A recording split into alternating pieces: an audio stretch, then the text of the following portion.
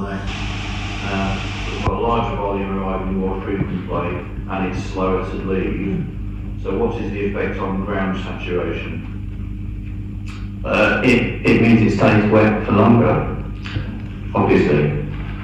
Okay, I'm going to let you loose on your vulnerability points. So you're familiar with Stanford Mill cottages and Brookend cottages. Can you explain their situation, what happens to them in a high water event and what their vulnerability is in the present day? Yeah, it's terrible. And part of my motivation for being here is to give them a voice. So Mr. Pesquet, Graham and Jackie, there's in the next cottage up, and they've got funds around their property built by the environment agencies. Just, on one side it's a single skin layer of brick, and then I think it turns into an earth bund around the other side, and it's got a ditch in front of that. Now in 2000, when they wrenched the floodgates open with a crane that just conveniently happened to be there, and they got this tidal wave coming down. It had already started to flood in the area, so Graham was getting ready, he was taking the TV upstairs, and save the television first.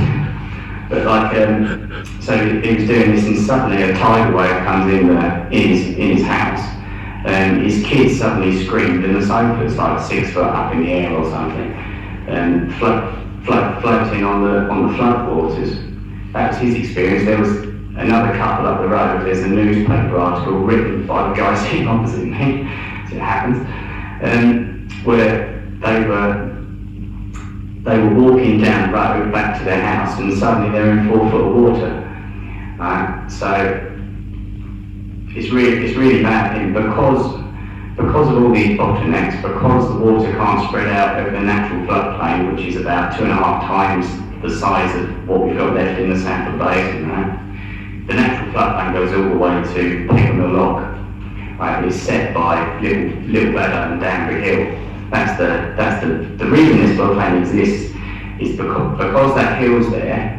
It directs the flow northwards, right? So it elongates the course of the river, which slows the flow for anyone with a physics background.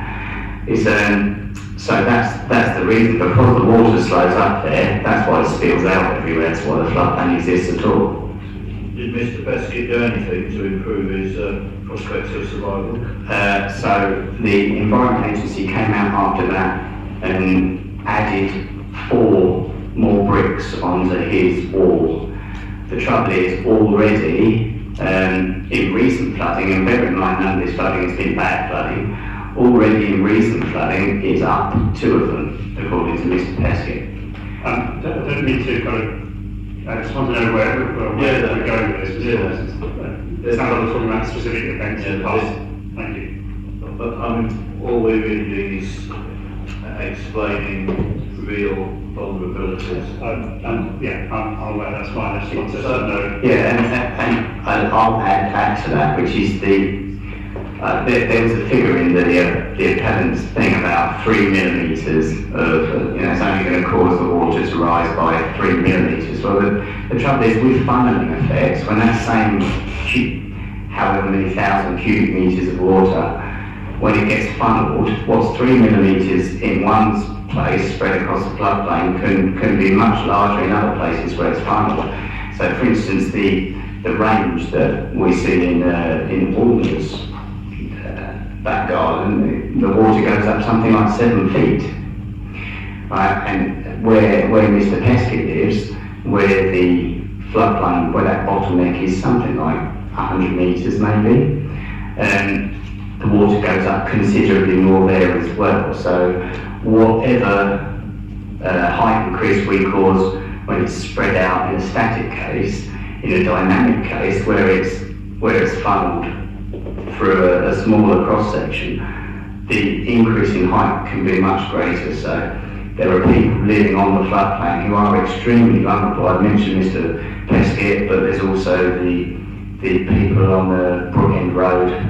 They've got a small bund, earth embankment built around their house, and it's literally lapping up at that at the moment. So there's a serious problem for those people. Okay, know that. So you say a small increase at the bund. Mr. Bennett for the appellants in paragraph 5.23 says 0.003 metres, which is 3 millimetres. What's the area of the floodplain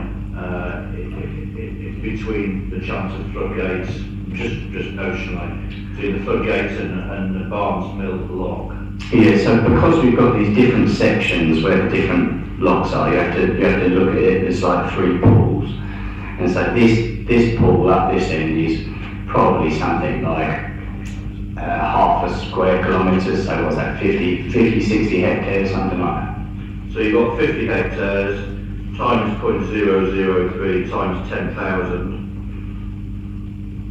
times 0.003 times 10,000 equals.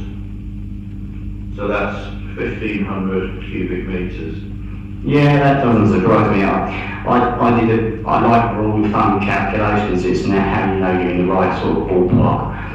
And I did a similar calculation based on the area of the appellant's site and if it was covered with half a metre to a metre, I think we've got something like 4,000 cubic metres. So that's a ballpark number I'd expect. So as a result of the bund, there would be displacement of some water into the floodplain. Of course there was. You can't build where it used to flood. Stick another structure in there that's supposed to stay dry without displacing water. And if the MPPF says you shouldn't increase the flood risk elsewhere, well, obviously they're going to. And last question. The groundwater bores that took place in July 2022. You looked at sort of where the data for that month. Would you like to explain what you found? So it's the driest month we've had in decades. There's a fabulous video that one of the people on my Safe Sand Mill group filmed flying over the mills, and everything is brown and dry.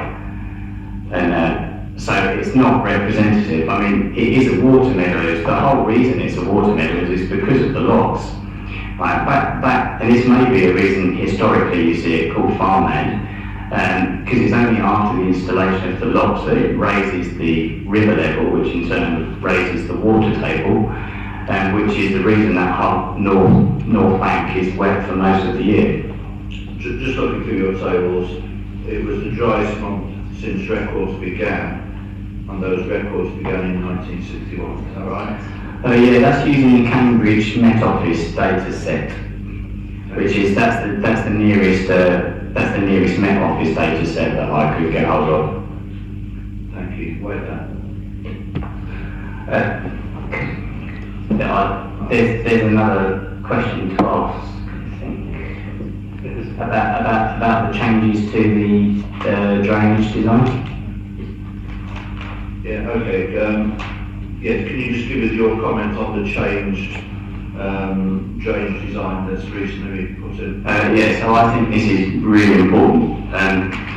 So in my original objections and in my analysis, I scrutinised the proposed drainage system, so not the one that's just been introduced now, but the proposed drainage system was a 300 cubic metre suds pond, which I pointed out in my analysis will be underwater in almost every single flood, because that part of the Meads floods very, very easily because it's on the water meadows. Because there's a surface water drainage pipe that leads from inside Bund outside to that suds pond, if there's not a one-way valve installed in that pipe, it should be obvious to anyone with a physics background, or a couple of water butts in their back garden linked by a tube, that the level of water will equalise over time. I.e. water will come from outside the Bund to inside and flood the site. Now when the west end of the site, the appellant would probably get exactly. I think the west end finished the ground level outside, not in buildings, is something like like 21.8 metres. So if we're talking about 22.3 metre flood, which the appellant says is once in 100 years, and my analysis and photographs say several times every 5 years, when that happens, 22.3 metre flood would allow, what's that, 0.6 or something metres of flooding in the protected bund, unless there's a one-way valve. If there is a one-way valve, which I couldn't see on the surface water drainage plan, if there is a one-way valve, that means if it rains, another bit of schoolboy maths, let me just find this.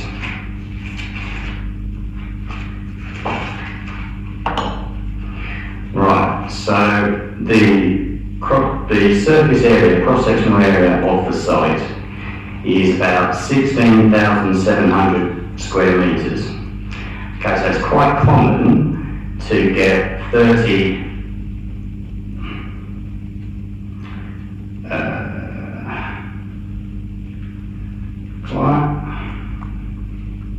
what done there? Are you referring to a particular diagram or?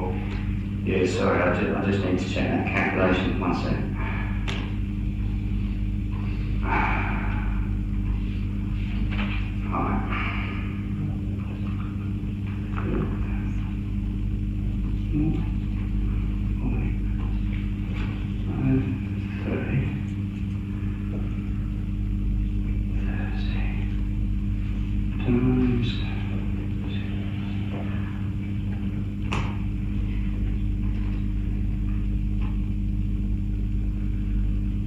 Yeah, so if you get 30 millimetres of rainfall, you get about 500 cubic metres of surface water. If you get 80 millimetres of rainfall, this is in a 24-hour period, which is what the Met Office are predicting by 2100 will be a common thing, then that would increase to 1300 cubic metres of surface water, and this is just the surface water generated over the site, not including the flows from above. And as we all know, the surface water flooding maps show 2 channels draining into the top of the site, and so that water is additional to that. So in the original SUDS scheme, they proposed 300 cubic metres of storage. In the new scheme, they proposed 700 cubic metres, I think is the number. And this will be enclosed tanks under the development. But as you see from here, it could easily exceed that, which means there'll be some flooding on the site itself. So just to be clear, so you're saying that last point you're referring to the alternative design, the one with the... Yes. Yeah, the new design. So these tanks under the development, they would need pumps. They would need some pumps to drain them. With one-way valves, you couldn't just rely on a passive drainage system, because if it was a passive drainage system and it's flooded outside, it wouldn't let floodwaters out. And if you could end up with a situation where it can't drain, but you'd need to install pumps. And if you've got to install pumps, we get to a very high-tech solution for domestic dwellings. This is a concern. And that's in a scenario of 80 millimetre rainfall. Yeah, which I have got that graph in here somewhere. This is from the Met Office. It's only by 2100. I think it'd be something like 8 days. See if I can find it. So that level of rainfall on 24-hour period. I think so. Yeah. Let me just find it for you. So that would be within the lifetime of the development, assuming a 100-year lifetime. Well, yeah, it'd be within the lifetime of my nephew, for instance. So it's all relevant to us. And if pumping did have to take place because the tanks were full, where would that pumping be to? Where would it go? Well, right, you'd have to pump it out into the floodplain, wouldn't you?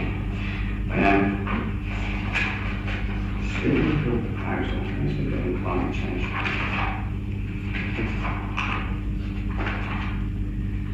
we change. Right, so NJP 41 is the one you want. Point two.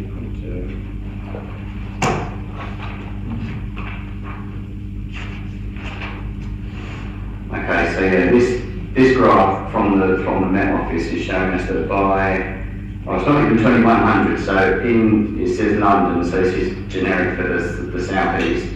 By 2061 to 2080, it said the median, I think that must be, is saying two days.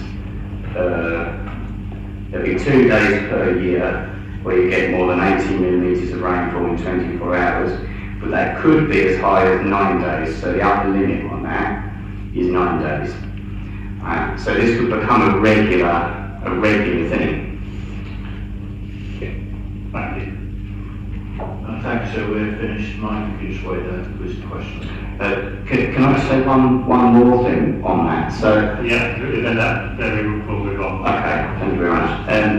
The fact that the appellant has turned up today, or at this appeal, with a revised design, implies that they've seen the evidence that we've submitted and gone, oh, realise there's a problem, realise there's fundamental flaws in the design.